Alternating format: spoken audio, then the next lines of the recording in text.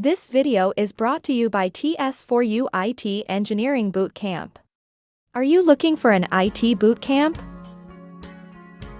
In your journey with TS4U, you will get workshops and tasks every week, hands-on practice, technical tests and tasks, show and tell, mock interview. And we get paid fully only when you get a job. You can get affordable student loan. Become eligible for free tuition. We offer industry-demanding IT boot camps. Join now and start your IT engineering journey today with TS4U.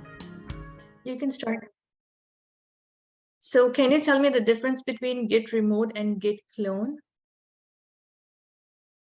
Sure. Okay, so git remote and git clone is completely different. So git remote I used to use like when after creating the new repository, then I had to actually connect with that repository with my my local repository to my remote repository.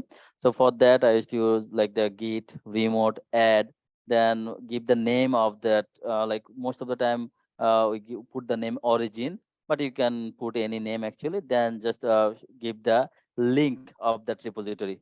Okay, so after just giving that, then it added that repository URL on the configuration of the git, and then this is how we can add. But git clone is Git like clone, let me talk about the Git clone. So Git clone is, so we have our mini repository, that's the base repository that we use to actually take it and start developing our own. It's an example for the automation, the e-commerce automation. So e-commerce automation framework has to be completely different.